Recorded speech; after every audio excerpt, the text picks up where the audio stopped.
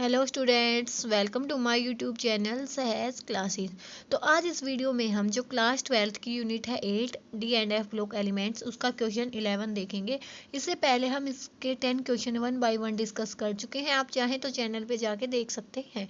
तो इस क्वेश्चन में हमसे क्या पूछा गया है, इस क्वेश्चन के हैं 4 पार्ट्स, इनको हम 1 बाय 1 देखेंगे। तो सबसे पहला क्या है इसमें कि जो ट्रांजिशंस मेटल हैं and many of their compound show paramagnetic behaviour, कि जो ट्रांजिशन एलिमेंट होती है या इनके जो कंपाउंड होते हैं वो क्या दिखाते हैं, पैरामैग्नेटिक बिहेवियर दिखाते हैं। तो ऐसा क्यों होता है? तो देखो, पैरामैग्नेटिक बिहेवियर किसकी वजह से होता है? अनपेयर्ड इलेक्ट्रॉन की वजह से होता है। जितने ज़्यादा अनपेयर्ड इलेक्ट्रॉन होंगे उतनी ही ज़्यादा क्या होगी, पैरामैग्नेटिक होगी कोई भी स्पीसीज। और जो ट्रांजिशन एलिमेंट होते हैं उनमें क्या होते हैं, अनपेयर्ड इलेक्ट्रॉन होते हैं। इसी वजह से ये क्या दिखाते हैं, पैरामैग्नेटिक बिहेवियर दिखाते हैं। तो यहाँ से हम क्या लिखेंगे कि paramagnetic behaviour is due to unpaired electrons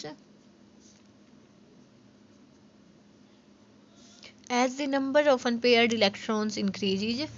जैसे जैसे unpaired electrons के जो नंबर हैं वो बढ़ते हैं, number of unpaired electrons increases, paramagnetic behavior also increase, कि जैसे जैसे अपने अनपेयर्ड इलेक्ट्रॉन बढ़ेंगे वैसे ही क्या होगा, पैरामैग्नेटिक बिहेवियर भी बढ़ेगा। जो ये अपने ट्रांजिशन एलिमेंट होती हैं ये भी क्या करती हैं, अनपेयर्ड इलेक्ट्रॉन कंटेन किए होती हैं, इसीलिए क्या होता है, इसमें पैरामैग्नेटिक बिहेवियर होता है। तो क्या लिखेंगे हम यहाँ से, transition elements have a number of unpaired electrons, so these जो पैरामैग्नेटिक बिहेवियर, इसी वजह से ये क्या दिखाती हैं, पैरामैग्नेटिक बिहेवियर दिखाती हैं। और जो पैरामैग्नेटिक बिहेवियर है वो हम कैसे निकाल सकते हैं, इसके लिए अपना जो फॉर्मूला होता है ये होता है म्यू, किसको रिप्रेजेंट करता है, मैग्नेटिक मोमेंट को। पैरामैग्नेटिक बिहेवियर को हम मैग्नेटिक मोमेंट की टर्म में दिखाते हैं और इसका जो फॉर्मूला होता है वो होता है n इंटू में n+2। वहाँ पे n क्या होता है, नंबर ऑफ अनपेयर्ड इलेक्ट्रॉन्स। ठीक है, जैसे मैं आपको बताना चाहूँ तो हम किसका स्कैंडियम देखें, इसका जो कॉन्फ़िगरेशन होता है क्या होता है, 4s2 3d1। तो इसमें जो अनपेयर्ड इलेक्ट्रॉन कितना होता है, 1 2 3 4 5 1। तो इसमें जो n की वैल्यू हो जाएगी 1 इंटू में 1+2 तो √3। ठीक है, तो इसका जो अप्रोक्स डाइपोल मोमेंट आएगा, जो मैग्नेटिक मोमेंट आएगा 1.7 के अप्रोक्स आएगा। तो यहाँ पे इसका जो ये फर्स्ट पार्ट है ये कंप्लीट होता है। अब नमते हैं हम इसके नेक्स्ट पार्ट पे। इसके नेक्स्ट पार्ट में हमसे क्या पूछा गया है, the enthalpies of atomization of transition element are high, कि जो इनकी एंथैल्पी ऑफ एटोमाइजेशन होती है वो होती है हाई। अब एंथैल्पी ऑफ एटोमाइजेशन क्या होती है, कि कोई भी मॉलिक्यूल हमें दिया गया है उसको अपने एटम्स में बदलना।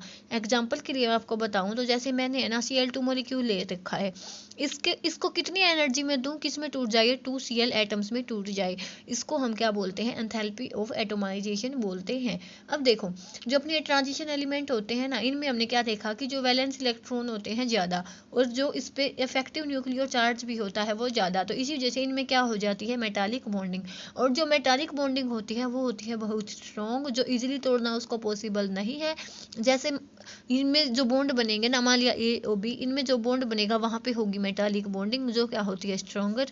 उसको तोड़ना इतना इजी नहीं है, तो वहाँ पे क्या होगा, इनकी एंथैल्पी ऑफ एटोमाइजेशन हाई होगी। तो यहाँ से हम क्या बोलेंगे, transition elements have high effective nuclear charge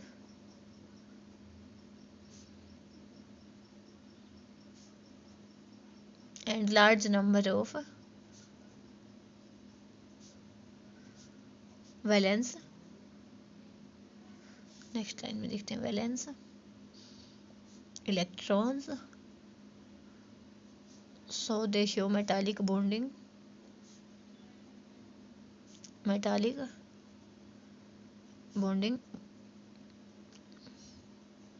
which is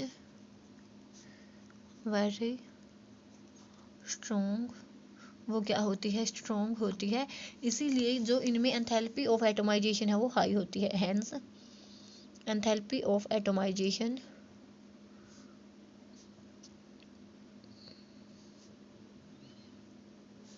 of transition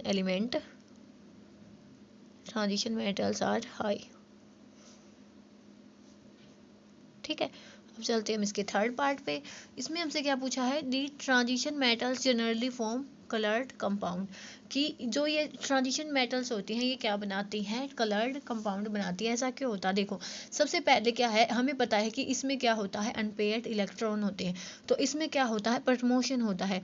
जैसे ही हम इसमें एनर्जी देते हैं तो उसके जो 1d ऑर्बिटल से सेकंड वाले जो d ऑर्बिटल में क्या हो जाता है, प्रमोशन ऑफ इलेक्ट्रॉन हो जाता है, जिसकी वजह से हमें क्या मिलती है, जो इसके कलर शो देखने को मिलता है। तो फर्स्ट पॉइंट में हम क्या लिखेंगे, because of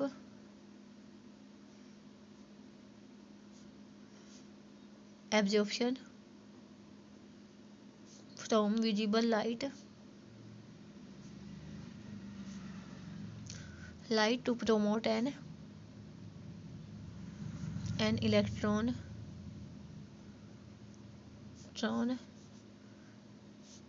from 1d orbital to another, कि वो क्या करेगा, एक डी ऑर्बिटल से इलेक्ट्रॉन को सेकंड डी ऑर्बिटल में पहुंचाने के लिए विजिबल लाइट को एब्जॉर्ब कर लेगा, जिसकी वजह से हमें क्या दिखता है, उनमें कलर दिखता है। एक तो बात है ये, एक क्या होती है, हमें पता होता है कि जी लिगेंड्स डी ऑर्बिटल में होते हैं 5 ऑर्बिटल्स, डी में होते हैं 5 ऑर्बिटल्स, और जो ये ऑर्बिटल्स हैं जैसे ही लिगेंड इसको अप्रोच करता है तो ऐसे सेपरेट हो जाते हैं।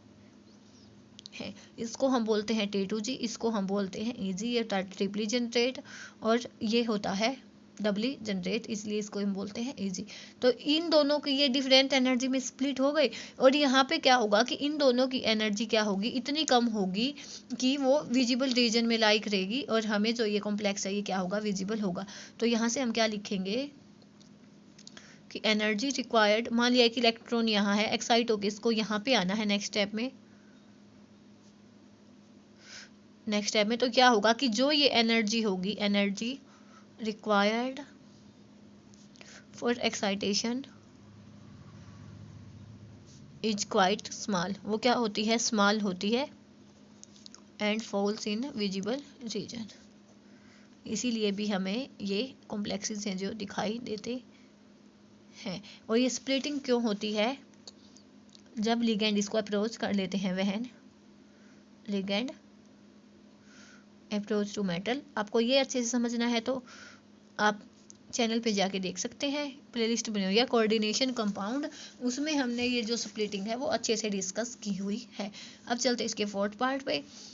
Transition metals and there many compound act as good catalyst, कि जो ये ट्रांजिशन मेटल होते हैं या उनके कंपाउंड ले तो वो कैटालिस्ट, अच्छे कैटालिस्ट के जैसे काम करते हैं। तो देखो इसकी होती है 2 प्रॉपर्टी। पहली बात तो क्या, कि जो इनकी ट्रांजिशन एलिमेंट होते हैं, ये क्या होते हैं, गुड एडजॉर्बेंट होते हैं। गुड एडजस्टमेंट होने से क्या होता है कि ये ज़्यादा अमाउंट ऑफ रिएक्टेंट को एब्जॉर्ब कर लेते हैं। इससे क्या होगा कि जितना ज़्यादा अमाउंट ऑफ रिएक्टेंट होगा ना, तो रिएक्शन इतनी जल्दी ही फॉरवर्ड डायरेक्शन में जाएगी। तो फर्स्ट क्या हुई अपनी फर्स्ट बात, पहली बात क्या हुई कि जो ये ट्रांजिशन एलिमेंट है, the surface of transition elements is good adsorbent, इसीलिए क्या करेगी, वो एक लार्ज अमाउंट ऑफ रिएक्टेंट को एब्जॉर्ब कर लेगी, thus absorb a large amount of reactant on their surface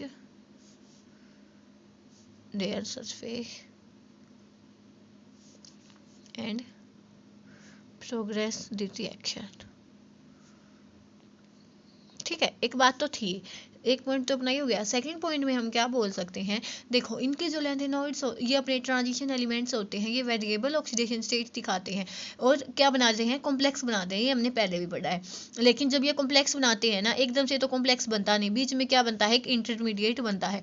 तो वो इनका जो इंटरमीडिएट होता है वो होता है अनस्टेबल। अनस्टेबल होता है तो वो एकदम से, कोई भी अनस्टेबल चीज़ है वो स्टेबिलिटी में जाना चाहेगी। तो इंटरमीडिएट अनस्टेबल होने की वजह से वो जल्दी ही किस में कन्वर्ट हो जाएगा, प्रोडक्ट में कन्वर्ट हो जाएगा। लो एक्टिवेशन एनर्जी ही उसको हमें देनी पड़ेगी।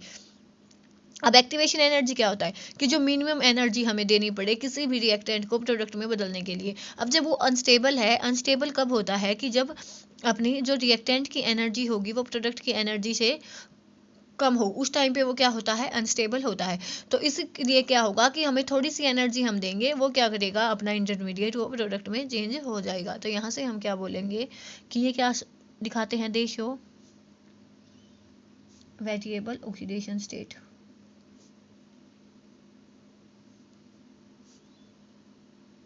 and form a number of complexes। ठीक है, उसके बाद दे फॉर्म अनस्टेबल इंटरमीडिएट। जो ये इंटरमीडिएट बनाते हैं वो क्या होता है, अनस्टेबल होता है। Intermediate which provide a new path for reaction. ठीक है, तो यहाँ पे अपना ये क्वेश्चन है वो कंप्लीट होता है। नेक्स्ट वीडियो में हम मिलेंगे क्वेश्चन 12 के साथ। तब तक के लिए धन्यवाद। Thanks for watching my video.